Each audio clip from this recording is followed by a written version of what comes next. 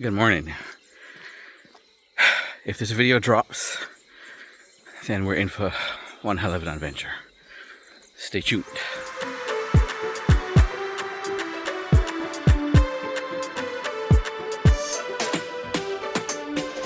So just finished a little run this morning.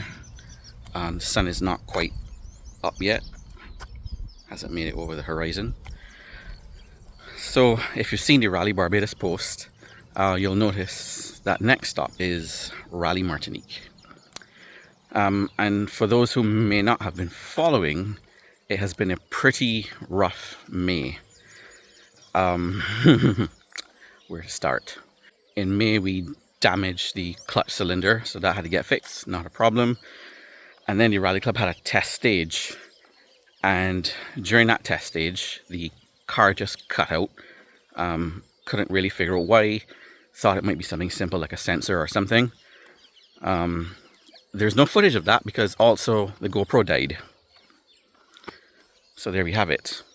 When we took the car back to the workshop, I had to travel immediately, so I wasn't here for any of that.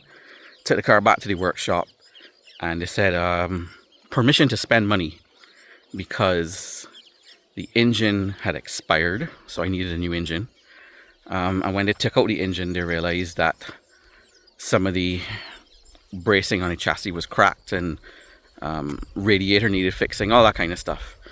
And as I knew I was going to Martinique, then they said, look, let's just fix everything one time, make it super reliable.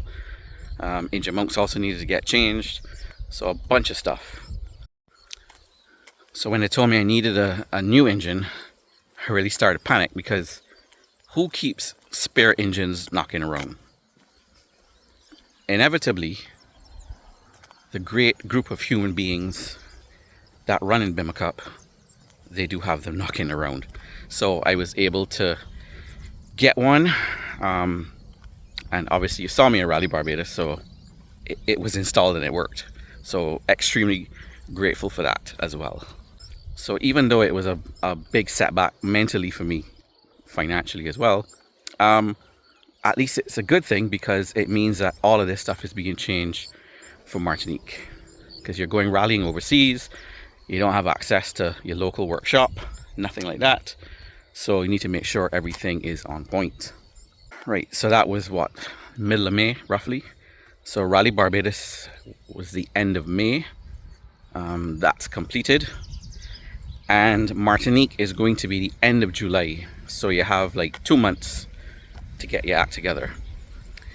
Now, Martinique, Department of France, follow the FIA strictly. So there are some things that we need to do to make sure that we can compete. And there are 3 main items. So I need to get seats. I need to get brand new seats, because the seats need to be in date. I need to get new belts, because the belts need to be in date. And for those of you who are not familiar, the seats and the belts have expiry dates on them, so they need to be within those expiry dates. In Barbados, we don't really check for that. So then the third thing I also need is a plumbed in fire extinguisher. So those things have been ordered, because I was, when Rally Martinique came out, I was like, okay, it was around like February-ish. I was like, okay, good, I'm gonna do this. So put everything in motion. So those have been ordered. I was hoping to get them before Rally Barbados, but I didn't. So still got like 6 weeks or something like that for them to arrive.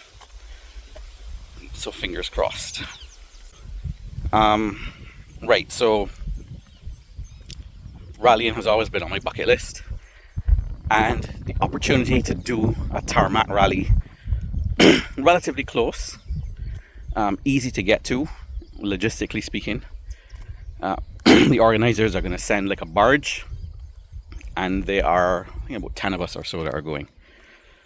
So they send a barge, we load up on the barge, next morning they're in Martinique, end of story. So we're hoping, I'm being told it's that simple, so fingers crossed. So got to book flights, got to book hotel, rental car. We've been promised some notes, because the stages are the same as last year. I went on a website that has a lot of stage maps and in-car footage if available. So I've been looking at those. I've been told that the tarmac in Martinique is extremely grippy, so I'm looking forward to that, seeing how we run down there. Of course, they speak French, so language barrier is going to be a big problem, but kind of got some stuff to make our life a bit easier there. But all in all, we are looking forward to it immensely. So very, very happy to bring you along. 2 weeks later. So there is now 4 weeks to go until Martinique, and I have just been informed that I may not be able to get the parts that I'm supposed to get in time. So anyway, time to hatch a plan B, I suppose.